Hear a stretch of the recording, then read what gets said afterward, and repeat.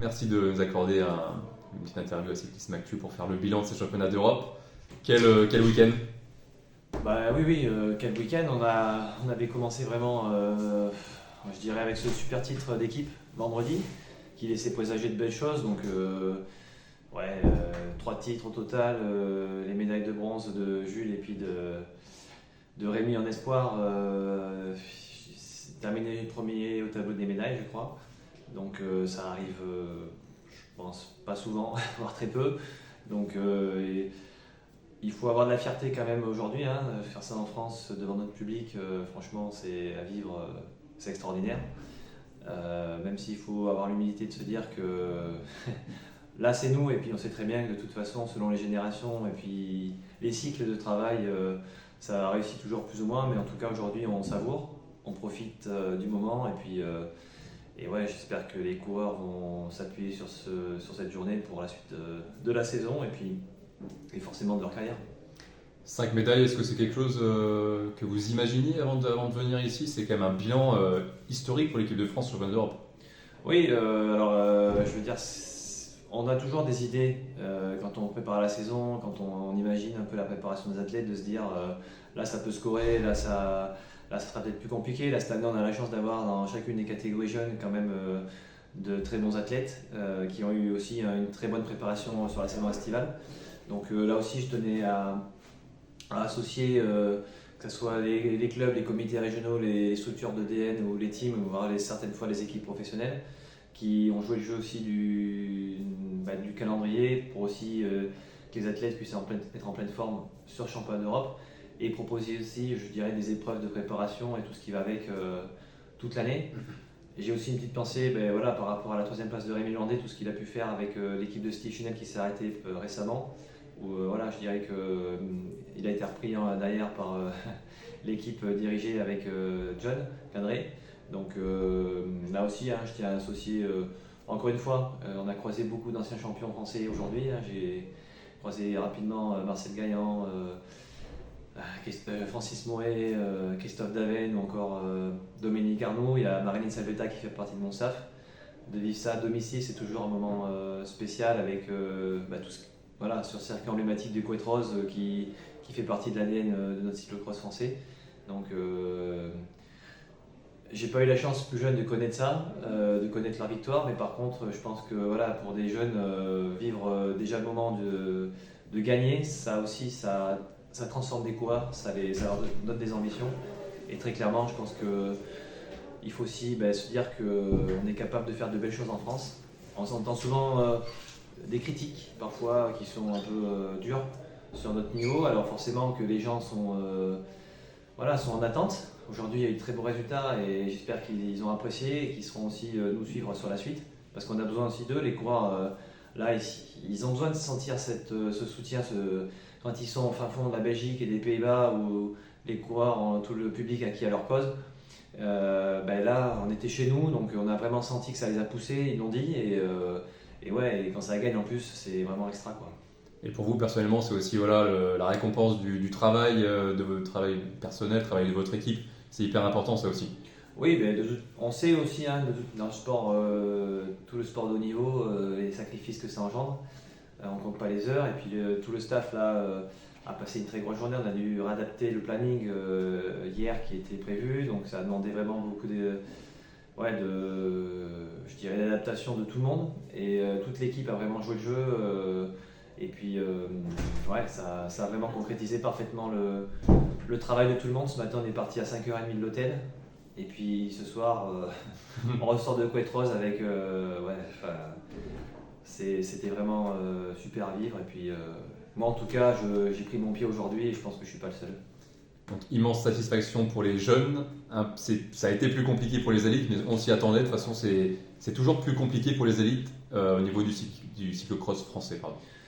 Oui, c'est compliqué parce que on connaît d'où ça vient. Hein. C'est aussi un marché professionnel de l'autre côté de la frontière, et que nous on a des coureurs Joshua préparent les JO avant tout, c'est son objectif. Il souhaite y être. Après, est-ce qu'il y sera ou pas, on ne sait pas, mais il veut se donner les moyens d'y aller. Donc aujourd'hui, il était là en reprise. Il voulait aussi être là pour le relais.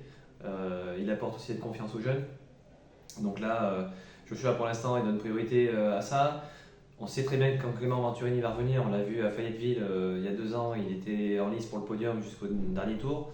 Et que Clément fait partie de ces coureurs qui sont capables, dans une vraie préparation, d'aller chercher vraiment le top résultat. L'année prochaine, c'est aussi pour ça qu'il a rejoint Arkea, c'était pour partir sur une grosse saison internationale en vue du mondial en France. Donc je tiens aussi à rappeler que Hélène a été malade cette saison, elle a contacté un zona qui l'a quand même arrêté pendant presque 3 mois, donc elle repart de zéro. Là, elle est top 10 avec Amandine, entre guillemets, elles sont toutes les deux à quelques secondes. Fouquenet qui vient de franchir la catégorie élite.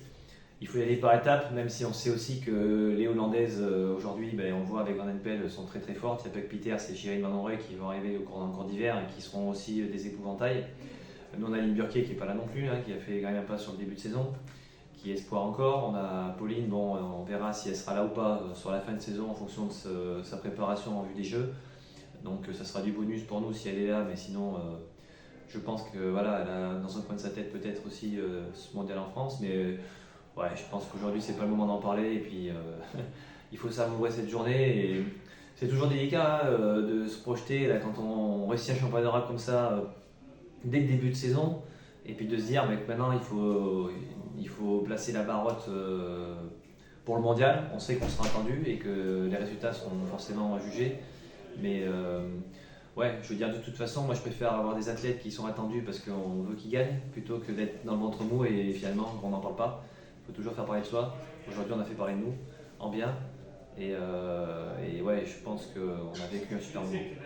Pour Château 2023, maintenant Liévin 2025, c'est le gros objectif maintenant au championnat du monde, c'est le summum pour le cyclocross.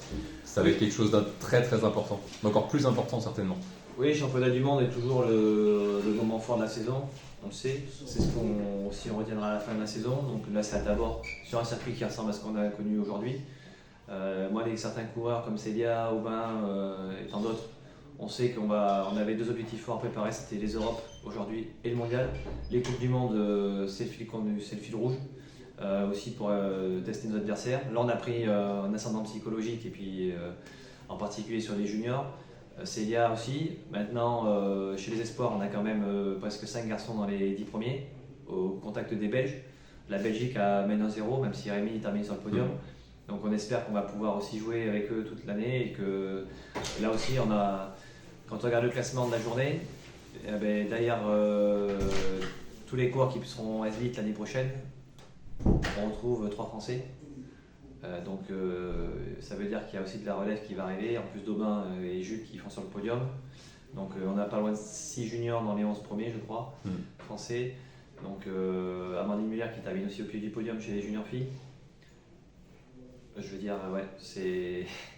Même des fois, entre guillemets, en rêvant un peu du truc, je pense pas que j'aurais rêvé avoir pareil résultat. Donc là aussi, ça va débloquer des choses pour tout le monde. Et en tout cas, je dirais que on savoure et puis on passera à la suite maintenant, Coupe du Monde à 3 dans 15 jours et ensuite ça va enchaîner jusqu'au mondial. Et pour finir, dans toutes les conférences de presse, toutes les interviews des coureuses, des coureurs, il y a votre nom qui revient avec aussi cet état d'esprit équipe de France. On sent vraiment que tout le monde est très soudé et ça vient de vous, ça et de toute votre team. Après, je veux dire, là aussi, on travaille je travaille avec des personnes de confiance autour de moi dans le staff depuis plusieurs années. On a construit une équipe. Je veux dire, moi, j'ai été avant, là aussi, j'ai commencé auprès de Pierre Châtelain, puis après de Julien Tollet. Ils m'ont fait confiance. Donc, il y a des personnes qui sont là. Il faut sans cesse aussi renouveler parce qu'il y a forcément aussi turnover. Mais je veux dire, c'est gentil encore une fois de leur part de me citer, mais là aujourd'hui ça paye, donc forcément on est content et on parle, mais il faut être là tout le temps, même dans les mauvais moments. Donc c'est aussi mon rôle, et puis je dirais que moi je prends beaucoup de plaisir à faire ce métier, et je veux dire, comme beaucoup de mes collègues, on vit notre passion et on sait la chance qu'on a. Il faut la transmettre aussi à nos athlètes qui vivent aussi des moments parfois pas simples. Il faut être là pour eux, et puis je veux dire, tout le monde se donne, tout le monde a envie d'avoir les meilleurs résultats. Nous aussi on a notre identité française, et puis en tout cas, la fédération, je pense, peut être fière d'elle aujourd'hui. On a réussi à avoir une journée, je pense, historique. Donc, on espère qu'il y en aura d'autres comme ça prochainement. Merci François, et encore bravo à vous et à toute l'équipe de France. Merci.